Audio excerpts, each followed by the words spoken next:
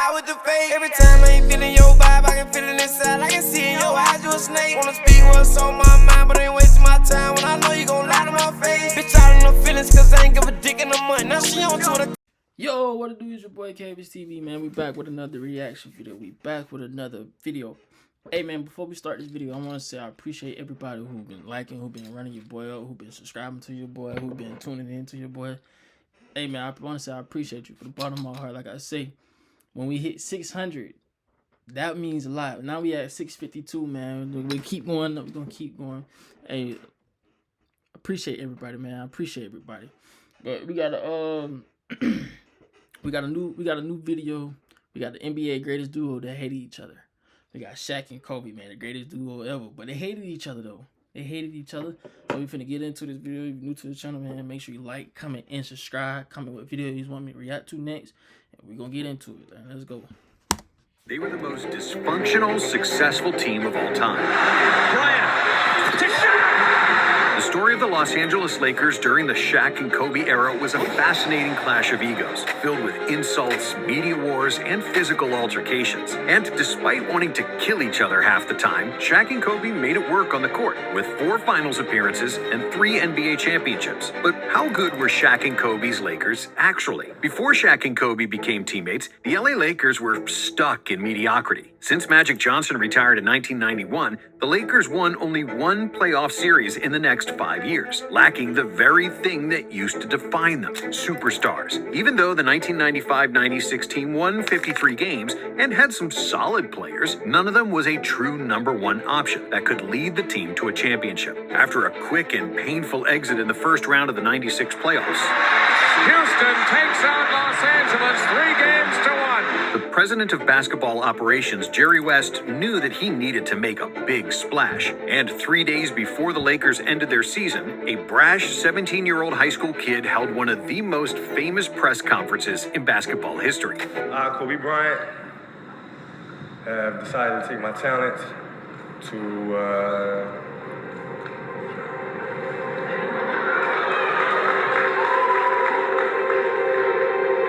I have decided to skip college and take my talent to the NBA. At the time, Jerry West didn't know much about Bryant, despite Kobe being the best high school player in the country and scoring a $48 million endorsement deal with Adidas. But when Kobe worked out for the Lakers and destroyed former Defensive Player of the Year Michael Cooper, Jerry West quickly realized what all the other general managers didn't, that Kobe was the best player in a stacked 96 draft. And to watch him work out, it was like ridiculous, okay? I mean, like a man playing against kindergarten people. That's how advanced he was. He was versatile, but he was a furious, ferocious defender. That's all he did. He wanted to compete. He was just a natural player who, when he was born, there was a heck of a lot of gold dust sprinkled on his and he did not disappoint. He played every night. You didn't have to ask him to play hard. But the Lakers only had the 24th pick, and West knew he needed to move up in the draft to get Kobe. So he agreed to trade the beloved big man Vlade Divac to Charlotte, who had the 13th overall pick. The Charlotte Hornets select Kobe Bryant from Lower Merion High School in Pennsylvania. Imagine Charlotte would have had Kobe, bro. They ain't know they traded, bro. They would have had something special in Charlotte. That would have been crazy to see Kobe in Charlotte, though. He got drafted, man. They traded Kobe, man. They traded. I bet they wish that, though. I bet they wish they didn't do that, man. Whoever the GM was at the time, or whoever was at that time, man.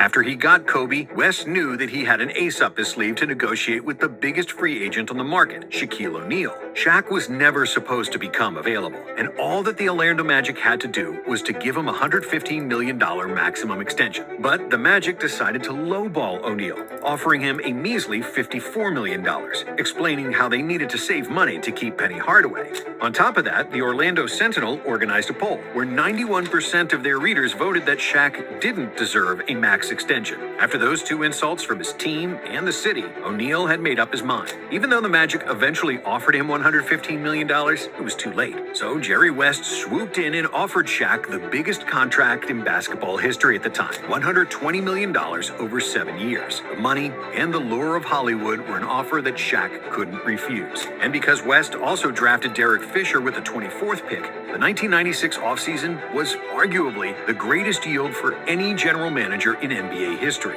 But even though everything looked good on paper, in reality, things weren't as peachy. At the start of training camp, everybody had to introduce themselves. And it was Kobe's turn. He said this: "Yo, I'm Kobe Bryant. I'm from PA. I went to Lower Merion High School and dominated everything. I just want y'all to know, nobody's gonna punk me. I'm not gonna let anyone in the NBA punk me, so be warned." Clearly, he was no ordinary rookie.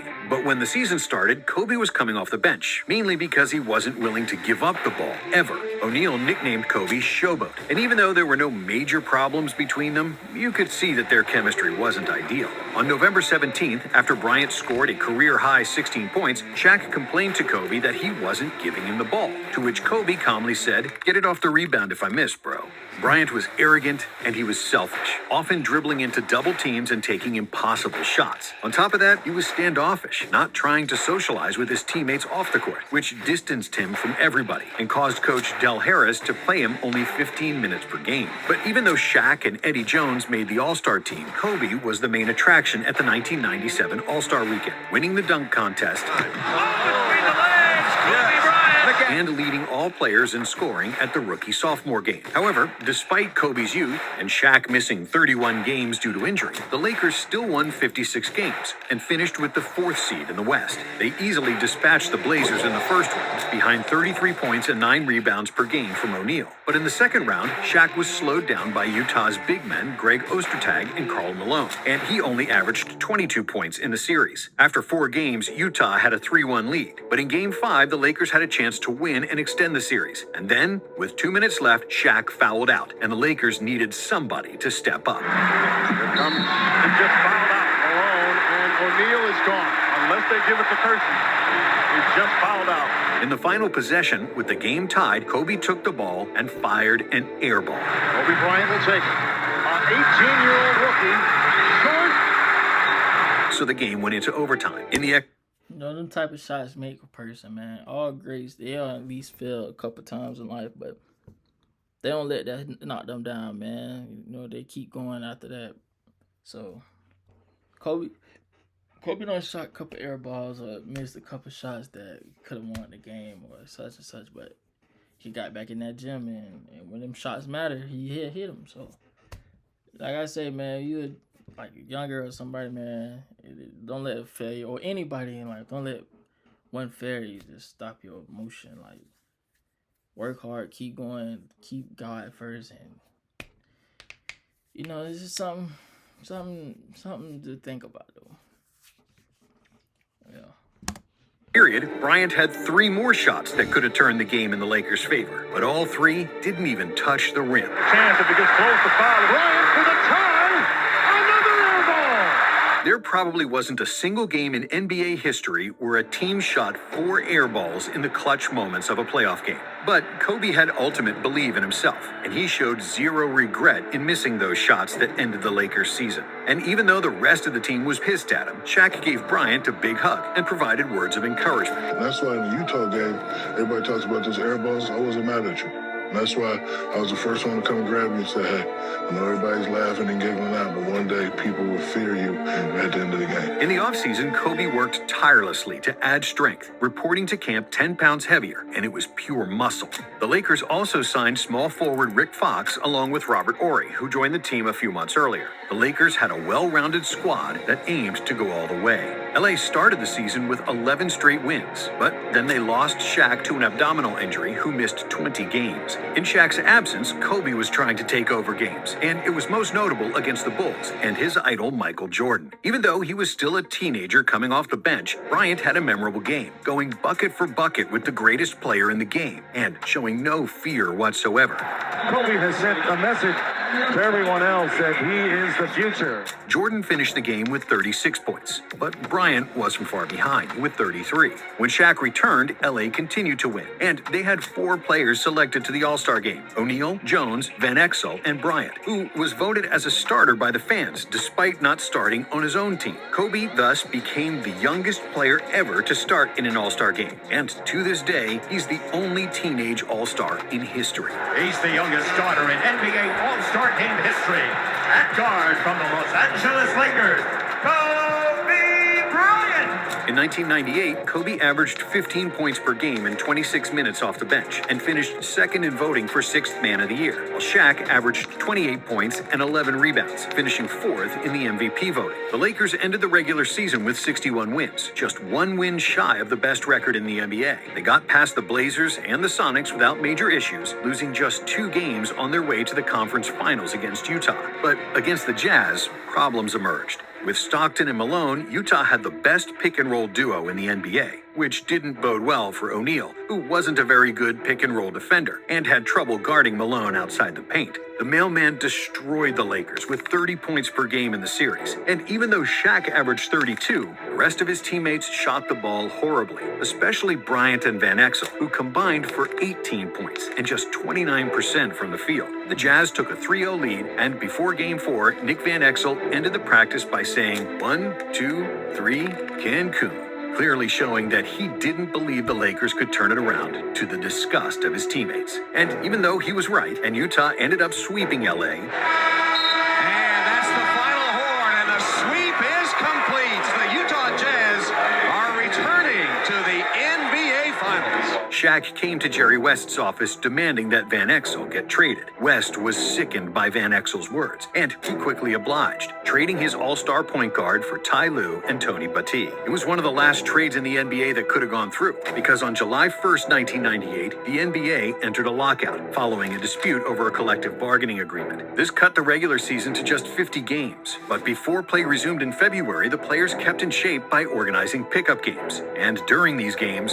the 2 Lakers superstars had their first big fight. By that time, O'Neal was not a fan of Kobe. Shaq was tired of the selfish play and missed shots in the conference finals, and was jealous of Bryant's growing superstardom. Shaq had just lost his Reebok deal and was dealing with legal issues, all while Kobe was viewed as a PR darling, scoring endorsements with Adidas, Spalding, Sprite, and even his own Nintendo game. This was supposed to be Shaq's team. He was the best player on the Lakers, and he expected Kobe to treat him like a big brother. But Kobe had no interest in being anybody's little brother. He was interested in dominating and becoming the best player in the world. He didn't care about being Shaq's friend, rejecting numerous opportunities to hang out with the big fella, which didn't sit well with Shaq, who wasn't used to getting rejected by anybody. So when the duo played in one of those off-season pickup games, the tension was palpable. I think I can remember the first time we had our first fight, and you looked and said, okay, this is crazy. We were playing a pickup game. We were doing a lockout season, Southwest College, playing a pickup game. We're on opposite teams. Right. And trash talking. Yes. And you kept saying, yeah, take that little. I'm looking around. Oh, look at me. Yes. And I said, oh, hold on. Ain't gonna be too many more of those little, Yeah, I remember that. And what'd you say? Well, what you gonna do about it? What you gonna do about it?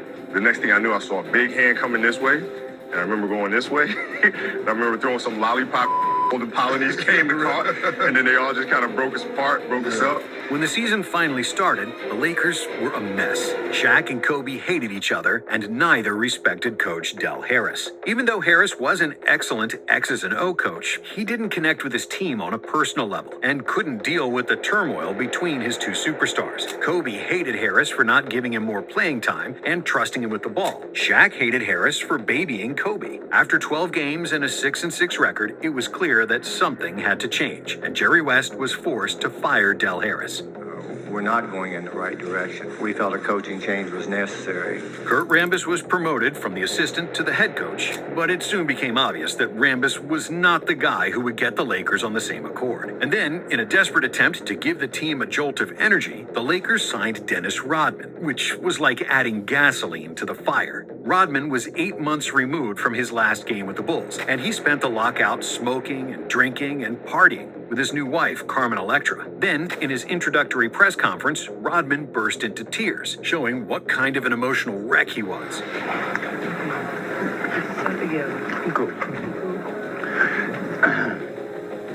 Still, the owner, Jerry Buss, insisted on his signing. And when he joined the team, Dennis was perpetually late to everything, still reeking of cigarettes and alcohol, not showering after games, and sometimes even wearing women's dresses. But against all odds, the Lakers started winning games. With Rodman playing, LA had a 17-6 record, and the Worm dominated the boards, as always, averaging 11 rebounds per game despite playing just 28 minutes on average. Other than Rodman, the Lakers traded Eddie Jones for a three-time All-Star Glenn Rice, which was another colossal mistake. Even though Rice was averaging 17 points per game and was a better shooter than Jones, he was useless without the ball and a horrible defender, reporting to the Lakers 30 pounds heavier than he was during his All-Star years in Charlotte. On April 16th, with 10 games to go in the regular season, growing tired of his antics, the Lakers released Dennis Rodman, who ended up only playing 23 games for the team. LA finished the season with a 31-19 record, which was good enough for the 4th seed in the West. They defeated the old and equally dysfunctional Rockets team in the first round. Takes it into the lane, kicks it out to Kobe, and there's your exclamation point. The Rockets asked for time, and the Lakers apparently are headed for San Antonio. But in the second round, they got swept by Tim Duncan and the Spurs, which surprised nobody. After 3 years of Shaq and Kobe, the best they did was getting swept in the conference finals, and the clock was ticking. Something needed to be done, fast. Otherwise, either Shaq or Kobe would be gone. What does the future hold for the Lakers and for Kurt Rambis? When the season was over, O'Neal demanded a coaching change, saying that Kurt Rambis was a Kobe guy and couldn't play for him anymore. The only guy who was on the market and had the expertise and the credentials to guide the Lakers to victory was Phil Jackson. But there was a problem. Jerry West, the guy who was supposed to hire a new coach, hated Phil Jackson's guts. During the 1972 finals, while they were both still active players, Jackson elbowed Jerry West in the head and broke his nose. And this happened after the game was over. Moreover, West was good friends with Jerry Krause, the general manager of the Bulls, who also had a fallout with Phil, and West trusted Krause's judgment. Jackson also openly criticized the Lakers through the media during the 1999 season, while taking a sabbatical from the NBA. So, when other people in the Lakers management asked West about hiring Phil, he simply said, "F Phil Jackson." But both Kobe and Shaq loved Phil and wanted him to coach the team. So, Jerry West sucked up his pride and hired Jackson for a then-record coach salary of $6 million, plus a $2 million bonus for each NBA championship. Without further ado, the new coach of the Los Angeles Lakers, Phil Jackson. Both Kobe and Shaq met with Phil before the season started, and the results were obvious. Shaq reported to training camp in the best shape of his life because Jackson told him to lose 15 pounds in the offseason. With Kobe, Jackson took a firm stand and proclaimed that this was Shaq's team and that Kobe had to be the second option. Otherwise, he would be traded. Bryant was less than thrilled, but was forced to accept the situation. To enhance the team chemistry, Phil signed veterans Ron Harper, Brian Shaw, and John Sally, whose impact on the team was obvious from day one, and they served as intermediaries between Shaq and Kobe. And maybe the most important change that Phil brought was his triangle offense. However, the implementation was hard at first, especially for Kobe and Glenn Rice, who were isolation scorers their whole life. And because Kobe could beat almost any defender one-on-one, during the preseason, he would often abolish the triangle, ignore the open teammates, and attack. But then Bryant got hurt, which was a blessing in disguise. Out of the action for a month, Kobe watched his team play and win without him. The Lakers started the season 12-4, and when Kobe returned, he was forced to get with the program and try to fit in. In the next 21 games, the Lakers won 20, sitting at the top of the standings with a 31-5 record. But as always, there was drama. Phil Jackson started dating Jeannie Buss, the owner's daughter, which didn't sit well with Jerry West, who openly beefed with Jackson on numerous occasions. Glenn Rice was unhappy with the lack of shots, and so was Kobe, who would still go rogue at times, which then, of course, frustrated Shaq. The Lakers were the least happy 31-5 team in the history of the NBA, after which Jackson called Michael Jordan in order to talk to Kobe and attempt to calm him down. I had the team, was still probably 99 when I'm coaching the Lakers.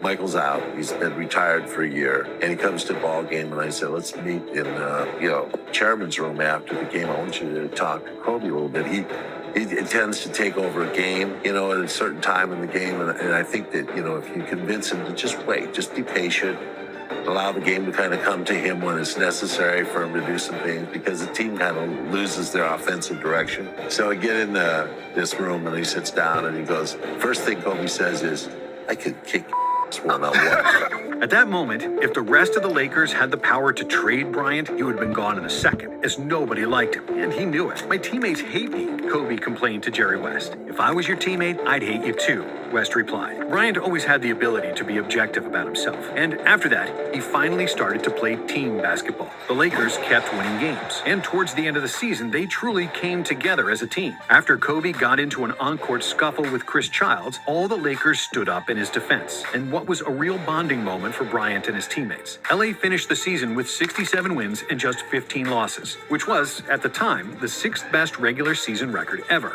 With 29.7 points per game on 57% shooting, Shaq led the NBA in scoring and field goal percentage, along with 13.6 rebounds and a career-high 3.8 assists. Shaq was one vote shy of becoming the first unanimous MVP in league history. And on top of everything, he played the best defense of his life, finishing second in voting for Defensive Player of the Year. Kobe was averaging 22.5 points, which was then also a career high for him, and he made the second All-NBA team and first-team All-Defense. The Lakers were firing on all cylinders, but the playoffs weren't a walk in the park. In the first round, the Kings pushed the Lakers to a deciding Game 5, where LA ultimately triumphed behind 56 combined points from O'Neal and Bryant. In the second round, the Suns also fell in 5 games, and then the Lakers took a 3-1 lead in the conference finals against Portland, and their finals berth seemed almost certain. But then, Portland bounced back with 2 consecutive wins, forcing a Game 7. And in that deciding game, nothing was working for the Lakers. Shaq was struggling against the 7'4" Arvydas Sabonis, Pippen held Kobe in check, and with 10 minutes left to play, the Lakers were staring at a 15-point deficit.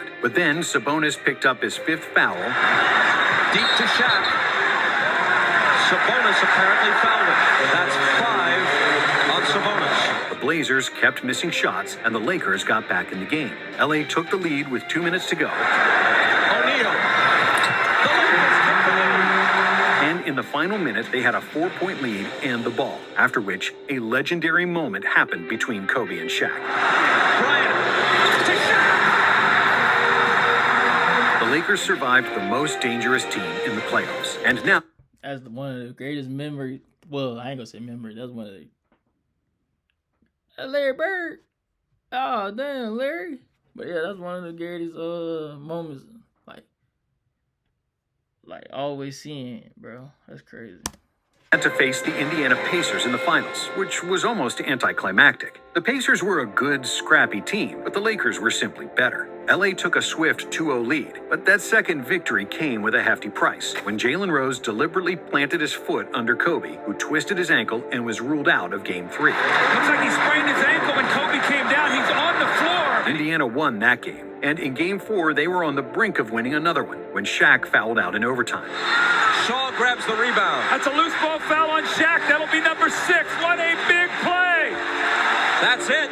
But then, Kobe, who was still nursing a bad ankle, took matters into his own hands. He finally had the chance to show that he was the guy, and he passed the test with flying colors. Here he is over Jackson. How good is this kid? Bryant made 4 of his 5 shots in overtime, including a game-winning tip-in with 5 seconds to go.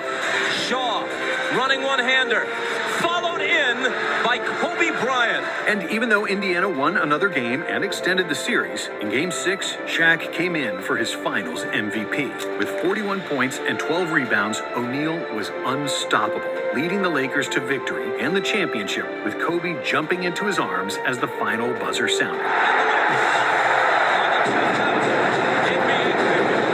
For the series, Shaq averaged an unreal 38 points, 16.7 rebounds, and 2.7 blocks, proving that he was the best player on the planet. And in Shaq's mind, that was enough. He spent the entire summer partying, drinking, and putting on weight. At the same time, Kobe kept working on his technique and getting stronger. And when the next season started, Jerry West left the team, John Sally retired, AC Green signed with Miami, and Glenn Rice was traded to New York for Horace Grant. The Lakers signed J.R. Ryder, who smoked a lot of weed, and was maybe more mentally unstable than Dennis Rodman, if that was even possible, but wasn't half as good of a player. To make things worse, Derek Fisher suffered a foot fracture and was out for 4 months. With key vets gone, the usual troubles showed their ugly heads. The Kobe and Shaq beef continued stronger than ever. Kobe believed Shaq was fat and lazy, while Shaq thought Kobe was a selfish brat who didn't want to be part of the team. And to an extent, both players were correct, but them publicly saying it didn't help anybody, especially after the media got involved and kept the beef running 24/7. The Lakers were a walking circus, and they had a winning record simply because they were more talented than most teams. But for them to win in the playoffs, something had to click, and it did, in the form of Derek Fisher, who returned after missing 62 games. Fisher wasn't much of a scorer, but he was strong as a rock and steady as they come. He loved to share the ball, he was a great defender, and his tremendous leadership skills served as the buffer between Shaq and Kobe.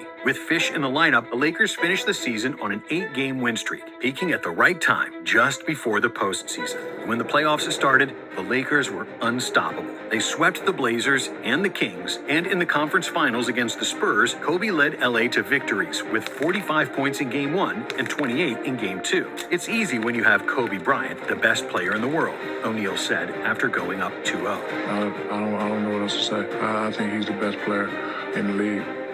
By far. The relationship between the two was at an all-time high, and the Lakers were essentially unbeatable as they won games 3 and 4 by a combined 68 points. In the finals, the Lakers played the mediocre Philadelphia 76ers team, who had a bunch of great defenders, and Allen Iverson as the single offensive threat. Still, in Game 1, Iverson played one of the best games in NBA playoff history, scoring 48 points and leading the Sixers to an upset. But that was all he could do, as Kobe and Shaq were simply too good, winning the next 4 games and repeating as NBA champions. And the Los Angeles Lakers will make it a second straight NBA crown. For the playoffs, Shaq averaged 30, 15, and 3, while Kobe added 29, 7, and 6, which couldn't be matched by anybody. And the Lakers' 15-1 record was the best postseason result ever at the time. After the finals, Shaq followed with his usual pattern of eating, drinking, and partying. Kobe, of course, spent the summer in the gym, reporting to the camp better than ever, physically close to his absolute prime, and his basketball skill fully blossomed. Plus, with the core of the team virtually unchanged, the Lakers had stability, and were now running the triangle offense to perfection. Even though Bryant was more aggressive than ever, having a fist fight with teammate Samaki Walker, and was ejected after a scuffle with Reggie Miller, he surprisingly didn't have many big quarrels with Shaq. Kobe was smart to realize that O'Neal was the most dominant player in the world, and for the most part, the superstar duo thrived playing off each other. Shaq averaged a team-leading 28.7 points per game, with 12.7 rebounds and 3.7 assists, finishing third in the MVP voting. But this time, Kobe wasn't too far behind, with a career-high 28.5 points per game, 6 rebounds, and 5 assists. The Lakers won 58 games and easily got past the Blazers and the Spurs to reach the conference finals. The Lakers, the two-time defending NBA champions, are headed once again to the Western Conference Final Series.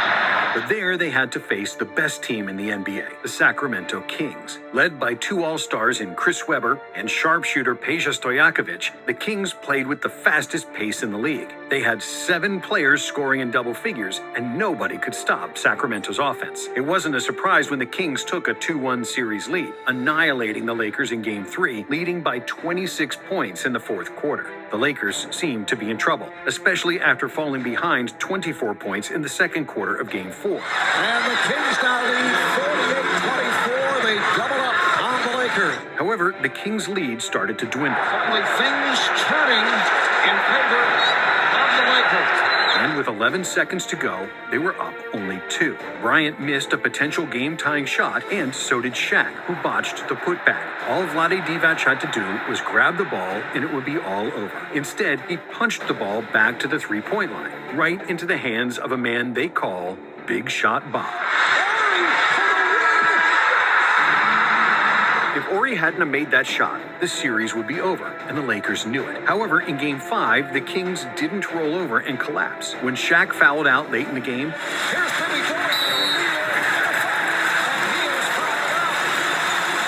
Mike Bibby drained a jumper that sealed the game for Sacramento, who now had a 3-2 lead in the series. Bibby has the open shot. In Game 6, despite a heroic effort from Shaq and Kobe, who combined for 72 points, the Kings were still a better team. And they should have won the game and advanced to the finals. But they didn't, because the Lakers played with 3 extra guys in gray. Lakers hoping to take it back to Sacramento for Game 7. Weber called for the offensive foul. That's number 5 on Weber. And this is a terrible call. In the fourth quarter, the Lakers shot 27 free throws, compared to just 9 for the Kings. The worst call was in the final seconds, with the Lakers up by 1 when Kobe elbowed Mike Bibby in the face. Bibby was bleeding, but the refs called a foul on him, and the Lakers won the game.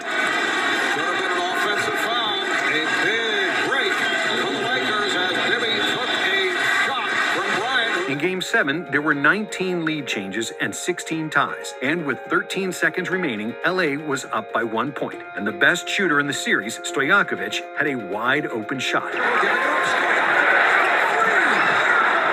He airballed it. Bibby managed to send the game to overtime with late free throws, but in the extra time, the Kings had nothing left in the tank. Sacramento kept missing, and the Lakers escaped with a victory, advancing to another NBA Finals. And here's Fisher in the front court, gives to Devin George. The game is over, and the series goes to the world champion Los Angeles Lakers. And just like the 2000 series against Indiana, the 2002 finals were anticlimactic. The New Jersey Nets won 52 games in the horrible Eastern Conference, and their leading scorer was Kenyon Martin, who averaged 14.9 points per game. Even though the Nets were a well-balanced team, they couldn't do anything against Shaq and Kobe. O'Neal averaged 36 and 12, while Kobe added 27, 6, and 5, and it was all over in 4 games. The Los Angeles Lakers have made it 3 straight NBA championships. The Lakers became only the 3rd franchise in NBA history to three-peat, and now the goal was 4. But if you thought there was drama with the Lakers before, what came next was theater at its finest. Shaq, who was playing with a hurt toe for the entire 2002 season, postponed his surgery until the final days of August, which left him unable to participate in training camp. Shaq missed the first month of the season with the infamous phrase, "I got hurt on company time, so I'm going to rehab on company time." And when he finally got ready to play, he wasn't really ready to play, because he had ballooned to nearly 400 pounds. While one part of Kobe Bryant hated the big man for his lack of discipline, the other marveled at the opportunity to dominate without him. Without Shaq in the lineup, Kobe averaged 29 points, 9 rebounds, 6 assists, and 2.5 steals, all of which were career highs. Bryant was in his 7th season, and despite still being only 24, he was as strong, as skilled, and as athletic as ever. Kobe reached his absolute basketball peak, and he wanted the world to see it. But without Shaq, and with the unchanged aging roster, the Lakers started the season with 3 wins and 9 losses. It was their worst start to a season in 36 years, as the Lakers played an ugly 1-on-5 brand of basketball, starring Kobe and 4 bystanders. With Shaq playing below his standard and team chemistry down the drain, Kobe decided to do what he knew best: score. In the middle of the season, the Lakers were hovering around 500, and Bryant went berserk. He scored 40 or more in 9 straight games, including 2 50-point games. Has got 8 now. 9. Make it 9, excuse me. And now Kobe is tied with Michael Jordan for most consecutive 40-point games. Jackson called him into his office and said he needed to slow down in order to include Shaq into the offense. When he heard that, Kobe was livid. Shaq comes back from injury and Phil goes, we're starting to lose the big fella. What do you mean? Well, he's not getting the attention. This 40-point streak is starting to kind of take away his fire to prove something, right? So I need you to start dialing it back. I'm like, what?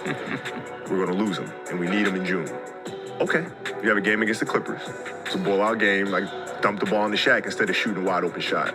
The 40-point streak ended that night. However, with some lineup tweaking and Shaq getting into shape, the Lakers caught their stride and finished the season with 50 wins, gearing up for another finals run. And in the first round against Kevin Garnett and the Timberwolves, it all seemed lovely in La La Land, with the Lakers winning the series in 6 games, behind 60 combined points from their 2 superstars. But in the next round, the Lakers encountered the best team in the regular season, the San Antonio Spurs, and their league MVP, Tim Duncan. After 4 games, the series was even, with 2 wins apiece. But in Game 5, despite a late Lakers rally and 36 points from Kobe, the Spurs eked out a 96-94 win.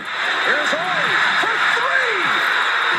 Robinson with the rebound that was in and out! And in Game 6, a blowout. Duncan destroyed the Lakers with 37 points and 16 rebounds, finally putting a stop to LA's reign over the NBA. The San Antonio Spurs are headed to the Western Conference Finals. and the Lakers' run at the top of the NBA is over. Following the season, Robert Horry signed with the Spurs, while Brian Shaw retired, and the Lakers replaced them with two superstars. I'd like to introduce to the city of Los Angeles the newest Los Angeles Lakers, Gary Payton, Karl Malone. Thus forming the first modern super team. Payton and Malone came largely because of Shaq, who had been recruiting the two players for several months, and they both took big pay cuts to join the Lakers. And despite those additions making them instant title favorites, this season was the toughest of them all during the Shaq and Kobe era. And the biggest reason for that is what occurred 1 week before the addition of Payton and Malone. On June 30th, 2003, Kobe Bryant flew to Colorado for an arthroscopic surgery, which he organized without the Lakers' knowledge. Upon arriving in Colorado, Kobe had relations with the receptionist in the hotel where he was staying. On July 1st, the same receptionist had accused him of sexual assault, and on July 18th, he was formally charged. 1 day later, Kobe held the toughest press conference of his life, with his wife Vanessa by his side, admitting in front of the world that he cheated on her, but that he was innocent of the assault and that everything was consensual. I sit here in front of you guys, furious at myself for making a mistake of adultery. But I'm innocent. And together, my wife and I, and my family, we're going to fight these false accusations. In the following months, media mayhem ensued over Kobe and the case in Colorado, and a lot of dirty laundry came out. The worst of all was Kobe saying that he should have done what Shaq does in these circumstances, just paid women not to say anything. When this information leaked, Shaq denied Kobe's claims, and any sort of relationship between them was now beyond salvation. Kobe missed the start of training camp, and when the reporters asked Shaq about Kobe and how does it feel not to have the full team there, O'Neal responded, "The full team is here." When Bryant finally showed up, he looked visibly shaken and not in the best shape, because for the first time in his life, basketball fell to second place. Throughout the preseason, Kobe and Shaq kept trash-talking each other, both on and off the court. Before the season started, Phil said they had to stop with the nonsense, especially with the media. And 24 hours later, Kobe did an interview with Jim Gray and unleashed all of his hatred for O'Neal. He said the guy selling donuts at the 7-Eleven had more pride in his job than Shaq did. And this was the same interview that he had gone public calling him fat and lazy, and that he had surgery on the organization's time instead. He would do it on company time instead of his time. Furthermore, Kobe said it was pathetic that he publicly demanded a max deal when Payton and Malone basically played for free. Kobe also said that he sacrificed so much of his game for Shaq, and that they are not friends nor brothers, citing that a brother would call him after his Colorado situation, which Shaq didn't do. After this story got out, Shaq literally threatened to kill Kobe, and Kobe was willing to fight O'Neal as well. I knew the fire that I lit. I knew what I said, and you knew what he said. You knew what you said. You said, okay, this is it. It's coming to a head. We're gonna go in here. We're gonna be grown men about it. We're gonna fight it out. Then what comes out of it comes out of it. That's just is what it is at that point. But then Brian Shaw, who was now retired, but who always had an influence on both superstars, decided he needed to step in and calm everybody down. And with Bryant, Shaw was always direct. Kobe, you don't really interact with us. At this point, he kind of kept to himself. We always went out to have drinks, have dinner, go to a club or what have you. And Kobe would never go. Right? Shaq always invited everybody over to his house for Thanksgiving, Christmas, whatever it was. Kobe would never interact. But when the season finally started, the Lakers were so much more talented than the rest of the NBA that they marched to a 20-5 start. And then Karl Malone got injured and missed 40 games. Rick Fox missed 44, Shaq was out for 15 games, and Kobe, who was in and out of the lineup due to his trial, missed 17. Still, amid the life-altering situation that could have gotten him incarcerated and ended his career, Kobe's resilience was fascinating. When the Lakers played against Denver at home, Kobe spent the entire day in the courtroom. He flew back to Los Angeles and got to the arena in the second quarter, only to score a game-winning shot, after which he collapsed in the locker room and had to receive an IV. For the season, Bryant led the Lakers in scoring with 24 points per game, including 5 rebounds and 5 assists. His defense was as good as ever, and he made the first All-Defensive Team, first team All-NBA, and finished 5th in voting for MVP. On the other hand, Shaq showed visible signs of slowing down. O'Neal was still very good, averaging 21.5 points, 11.5 rebounds, and 2.5 blocks per game, but the excess weight robbed him of the explosiveness and quickness he once possessed. Gary Payton butchered the triangle offense, often playing off instinct, killing the spacing. And outside of Derek Fisher, the Lakers' bench was extremely thin. But when the playoffs finally came, the Lakers had the number 2 seed, and their superstars were finally healthy. They got past the Rockets in 5 games and avenged the loss to the Spurs from the previous season, beating San Antonio in 6. In the conference finals, the Lakers played Minnesota with league MVP Kevin Garnett, but because they lost their point guard Sam Cassell, the Timberwolves couldn't beat the Lakers, who advanced to their 4th finals in 5 years. And in the finals against Detroit, many fans believed that the Pistons would get swept due to a lack of talent. But just like the Lakers themselves, they underestimated the Pistons, one of the best defensive teams of all time. In Game 1, Shaq dominated with 34 points on 13 for 16 shooting, as the Pistons chose not to double-team him and guard him exclusively with a 6'9" Ben Wallace. But because they weren't used to playing without their biggest advantage, getting open shots and cuts from O'Neal getting doubled, the rest of the Lakers struggled, especially Kobe. Bryant shot just 10 for 27, while the rest of the Lakers scored just 16 points total, and the Pistons won 87-75. The Lakers bounced back in Game 2 with 62 combined points from Bryant and O'Neal, but that would be their final win in the series. Detroit killed the Lakers with their full-court defense, and they forced Bryant into taking tough shots. And Kobe got baited in, taking 23 shots per game, but making just 38%, and a horrible 17% from 3. Because of an injury to Karl Malone and a disaster series from Gary Payton, the Lakers had no chance, and Detroit won the championship 4-1. But the Detroit Pistons have just shocked the Los Angeles Lakers 100-87 to win the NBA title. Shortly after the Game 5 loss, Bryant sat across from a teammate and declared, "I ain't playing with that mother effer again." That mother effer was Shaquille O'Neal. Kobe was willing to move from LA and had already planned to request a trade when owner Jerry Buss traded Shaq to Miami, thus ending an 8-year partnership between O'Neal and Bryant. It was a wild ride, filled with controversy, but in the end, it worked, and Kobe and Shaq will always be remembered as the most dominant 1-2 punch in NBA history. Bryant to Shaq! Man. Yo, man. Some of you know most of the stuff I didn't even know that we just find out. Man, that's crazy, bro. But if you're new to the channel, man, make sure you like, comment, subscribe, man. How you feel about this video? It was a great video to me. Y'all let me know how y'all feel. I wanna read and know y'all how y'all feeling about that, man. But yeah, see y'all next video, man.